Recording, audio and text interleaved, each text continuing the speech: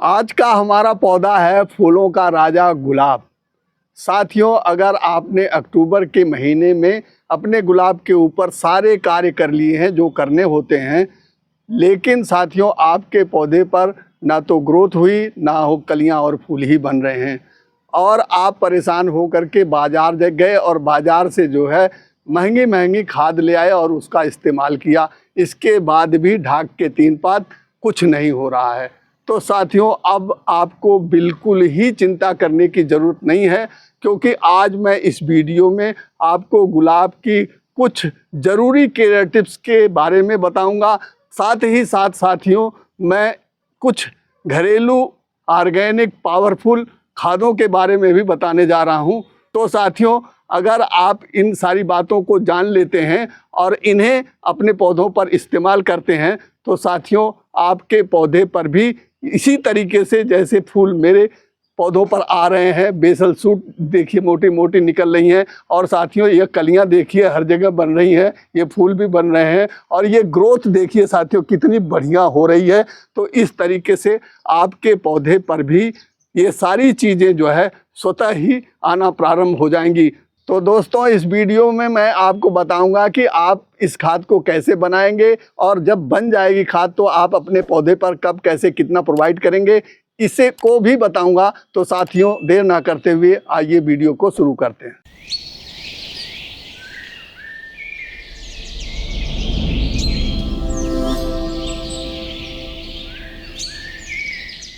प्रिय मित्रों, नमस्कार। आप सभी का मेरे हरे भरे आरबी गार्डन में एक बार फिर से स्वागत है। जैसा कि आप सभी लोगों को मालूम है कि यह सर्दियों का पौधा है तथा बहुत ही सेंसिटिव पौधा है। अतः साथियों, आइए जान लेते हैं इसकी कुछ खास केयर टिप्स। सबसे पहले, चूँकि साथियों सर्दियों का मौसम आ गया है और ठंड भी सुबह शाम और रात्रि की पड़ने लगी है, और साथ में दोस्तों यह मौसम इसके बिल्कुल अनुकूल है और टेम्परेचर भी दिन का धीरे धीरे 25-26 डिग्री हो गया है। तो साथियों, केयर टिप्स के रूप में हमारी पहली केयर टिप्स सनलाइट और प्लेस से रिलेटेड है। आपको अपने इस गुलाब के पौधे को बिल्कुल खुले में रखना है, जहाँ पे हवा और सूर्य का प्रकाश मिले, और ऐसी जगह रखना है जहाँ पर सूर्य का प्रकाश जो है सबसे ज़्यादा इसको मिले, क्योंकि सूर्य का प्रकाश जाड़े के दिनों में थोड़ा कम ही निकलता है। लेकिन चूंकि यह सन लविंग प्लांट है, इसलिए इस काम को आपको करना है। केयर टिप्स नंबर 2 साथियों, यह प्रूनिंग से रिलेटेड है। यदि आपने अक्टूबर के महीने में अपने पौधे की प्रूनिंग नहीं किया है, ना तो हार्ड ना तो सॉफ्ट, तो साथियों इस समय आपको हार्ड और सॉफ्ट दोनों प्रूनिंग कर लेनी चाहिए। केयर टिप्स नंबर 3 साथियों, आपके घर में यह लहसुन तो पड़ा ही होगा। इस लहसुन को ले लीजिए और इसकी 4-5 कलियां जो है वह 1 लीटर पानी में मिला करके जो है इस तरीके से आधे घंटे के लिए रख दें। देखिए मैंने ये बना करके रख रखा है आधे घंटे पहले ही। तो साथियों, अब हम जो है आधा लीटर जो है अपने इस स्प्रेयर में छान लेंगे।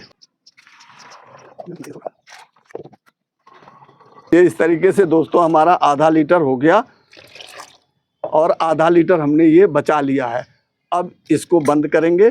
साथियों, लहसुन जो है एंटी बैक्टीरियल और एंटी फंगल है, तो दोस्तों यह बहुत अच्छा इंसेक्टिसाइड का काम करता है। आपको अपने पौधे पर जो है इसका इस तरीके से छिड़काव कर देना बहुत ज़रूरी है, क्योंकि इस समय एफिड्स और माइट्स बहुत ज़्यादा लगे होते हैं तथा दोस्तों फंगस भी लगने के चांस होते हैं। अभी अभी देखिए बारिश हुई है, बारिश की वजह से फंगस आ सकता है, इसलिए आपको यह तीसरा काम जो है बहुत ही इम्पॉर्टेंट है, आपको करना ही करना है। नहीं तो आपका पौधा जो है बहुत अच्छी कलियां और फूल नहीं बना पाएगा, और जो कलियां बनेंगी हो सकता है वो ड्रॉप भी हो जाएं। केयर टिप्स नंबर 4 साथियों, अगर आपके पौधे की रूट बांड हो गई है तब भी आपके पौधों पर ना तो ग्रोथ होगी, ना तो कलियां बनेंगी, ना तो फूल आएगा। तो साथियों इस चीज़ का भी आपको ध्यान रखना है कि अगर पौधे का जड़ें बांड हो गई हैं तो आप उसकी रिपोर्टिंग अवश्य कर दें, और रिपोर्टिंग करते समय ये भी ध्यान रखना है कि जो मिट्टी आप उसी का इस्तेमाल कर रहे हैं तो उसको रिचार्ज जरूर करिएगा, नहीं तो साथियों फिर कोई फ़ायदा नहीं होगा। और जड़ों की भी अगर आपको प्रूनिंग करनी है तो इस समय आपको कम से कम जो है 40% जड़ें आपको जो है निकाल देनी है, तभी आपका पौधा फिर दोबारा से रिचार्ज हो पाएगा और दोबारा से ग्रोथ पर आ पाएगा। केयर टिप्स नंबर 5 साथियों, आपको जो है सुबह और शाम में जो है अगर इसकी आप स्प्रेयर से जो है सावरिंग कर दें तो बहुत ही अच्छी बात हो जाएगी। क्योंकि साथियों इस जो सुबह से शाम तक इसकी पत्तियों पर जो है धूल जमी होती है वह शाम को जो है वह हट जाएगी और फिर पौधा जो है रात्रि में जो है अपना सारा काम करेगा और फिर रात में जब सुबह उठेगा तब आप इसको सावर कर देंगे तो यह तरोताज़ा हो जाएगा। तो साथियों यह काम भी आपको करते रहना है। टिप्स नंबर 6 साथियों जो है यह वाटर से रिलेटेड है। आपको पानी अपने पौधे में जब ही देना है जब आपके गमले की मिट्टी इस तरीके से देखिए सूख जाए। ये देखिए सूखी पड़ी है तो आप इसको पानी देंगे और पानी इतना देंगे कि पूरा गमला जो है पानी से भीग जाए और इसकी मिट्टी पूरी भीग जाए।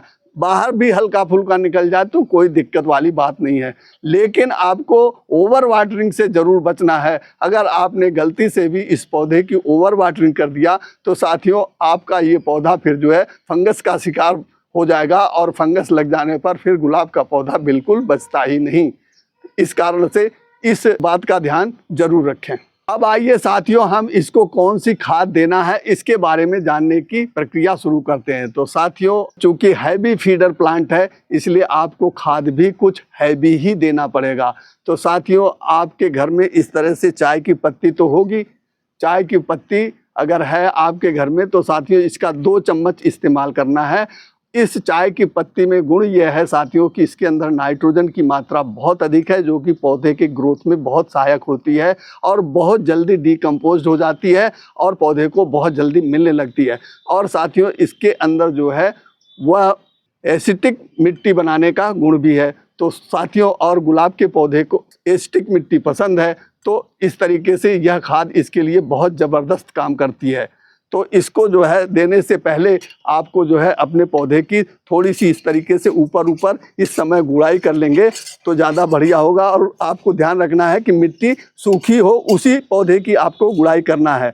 मैंने देखिए ये मेरे 3 पौधे और हैं जिनकी मैंने पहले से गुड़ाई कर रखी है, लेकिन मैं दिखाने के लिए आपको जो है ये गुड़ाई करते हुए दिखा रहा हूँ। तो साथियों इस तरीके से आप जो है गुड़ाई कर लेंगे और फिर इस चाय की पत्ती को जो है 2 चम्मच आप अपने एक पौधे में इस तरीके से चारों तरफ डाल देंगे, 2 चम्मच।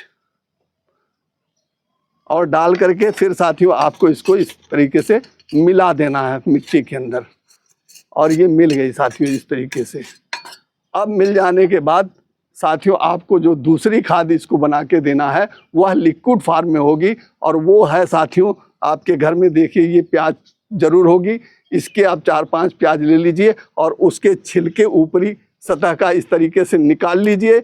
और निकाल लेने के बाद आपको करीब 250 ml ये पानी ले लेना है और इसके अंदर इसको इस तरीके से मिला करके ढक करके रख देना है। 24 घंटे तक आपको इसको रखना है। 24 घंटे के बाद ही आप इसका प्रयोग करेंगे।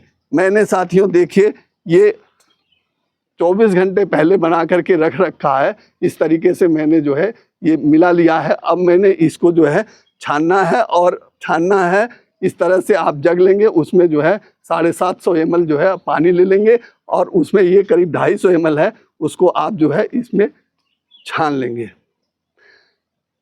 1:3 का साथियों यह रेशियो हो गया। इस तरीके से आप छान लेंगे और छानने के बाद साथियों आपको अपने पौधे के अंदर आधा लीटर एक पौधे में और आधा लीटर दूसरे पौधे में डालना है। हम इसमें जो है आधा लीटर डाल देते हैं इसके अंदर भी। इस तरीके से आपको इसको डाल लेना है। ये जो प्याज के छिलके का लिक्विड फर्टिलाइज़र था इसके अंदर जो है फास्फोरस की मात्रा बहुत अधिक है, साथ में पोटेशियम भी बहुत अच्छा है और नाइट्रोजन भी है। साथ में साथियों इसमें सल्फर है, मैग्नीशियम है, जिंक है, कैल्शियम है, आयरन है। ये सारे सूक्ष्म पोषक तत्व जो है इस प्याज के छिलके के अंदर हैं। साथियों अगर आप इस प्याज के छिलके को जो है लिक्विड फर्टिलाइज़र बना करके जैसे मैंने दिया है आप देंगे तो आपके पौधे पर शर्तिया ग्रोथ आएगी। अब आइए साथियों हम तीसरी खाद की बात करते हैं जो हमें इस समय इसको देना है। साथियों तीसरी खाद अब हम बना लेते हैं। आपको भी इसी तरीके से बनाना है जैसे हम बना रहे हैं। आपके घर पे केले के छिलके तो होंगे ही। साथियों आप लोग केले के छिलके को जो है कूड़ा समझ करके बाहर फेंक देते हैं। यह बहुत ही ज़रूरी पोषक तत्वों से भरा हुआ गुलाब के पौधे के लिए आइटम है। तो साथियों इसको आपको लेना है, 3-4 केले के छिलके ले लीजिए और उसको छोटे छोटे पीस में बांट दीजिए। साथियों इसके अंदर पोटेशियम की मात्रा भरपूर होती है। पोटेशियम एक ऐसा तत्व है जो कि इस पौधे को कलियां और फूल बनाने में बहुत ज़्यादा मदद करता है। और साथ में साथियों इसके अंदर सूक्ष्म पोषक तत्व की मात्रा भी बहुत अधिक है।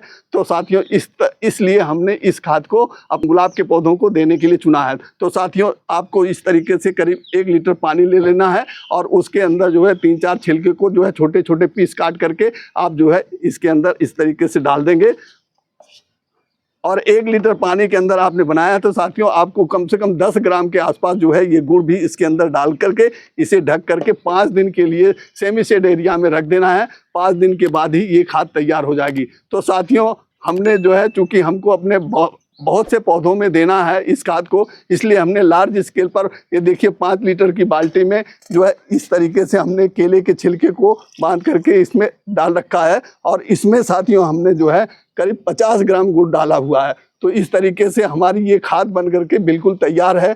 तो यह हमने तरीका आपको बताया बनाने का कम स्केल पर, और ये लार्ज स्केल पर हमने जो है वो बना के रख रखा है। तो साथियों अब हम इस खाद का प्रयोग करेंगे। तो चलिए साथियों अब हम यह जान लेते हैं कि इसको किस रेशियो में देना है। तो आपको 4 लीटर पानी ले लेना है इस तरीके से, और 4 लीटर में फिर साथियों आपको जो है 1 लीटर खाद मिला देना तरीके से। साथियों आधा लीटर हम और मिला देंगे तो ये हमारा 1 लीटर पूरा हो गया। तो 1 लीटर खाद हो गई और 4 लीटर पानी हो गया। तो हमारा ये 1:4 का अनुपात बन गया। अब हम साथियों इसके अंदर जो है अपने जो पौधे हैं उनके अंदर आधा आधा लीटर जो है हम दे देंगे पौधों को।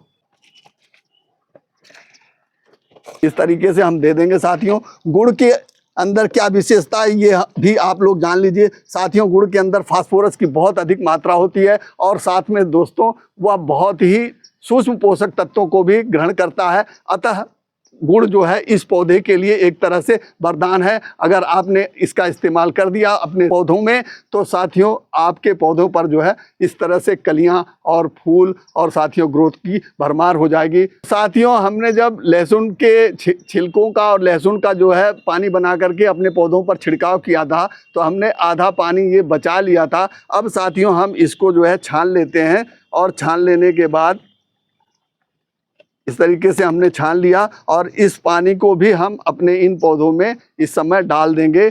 यह लहसुन का पानी है साथियों, इसके अंदर एंटी फंगल एंटी बैक्टीरियल होने का गुण है। और साथियों यह किसी भी प्रकार की फंगस अगर आपके जड़ों के अंदर होगी तो वह खत्म कर देगा, क्योंकि इसके अंदर सल्फर भी है और मैग्नीशियम कैल्शियम जिंक सब सूक्ष्म पोषक तत्व इसके अंदर हैं।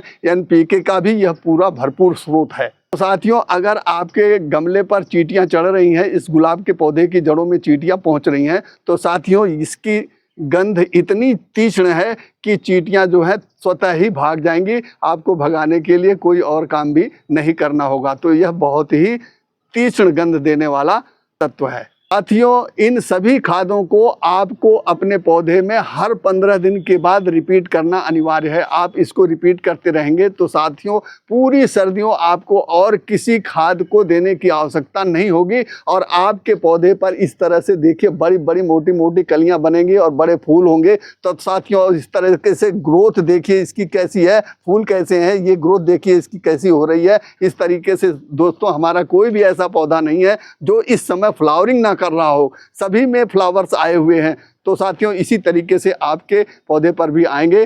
तो साथियों मेरे द्वारा यह दी गई जानकारी जो मैंने गुलाब के पौधे के लिए दिया है, अगर आप उससे संतुष्ट हैं, आपको अच्छी लग रही है यह वीडियो और इन्फॉर्मेटिव लग रही है, तो साथियों मेरे इस वीडियो को लाइक करिए, अपने दोस्तों में शेयर करिए, तथा मेरे इस चैनल को सब्सक्राइब करना तो बिल्कुल मत भूलिएगा। तो चलिए दोस्तों आपसे मिलते हैं नेक्स्ट इन्फॉर्मेटिव वीडियो में, तब तक के लिए हैप्पी गार्डनिंग।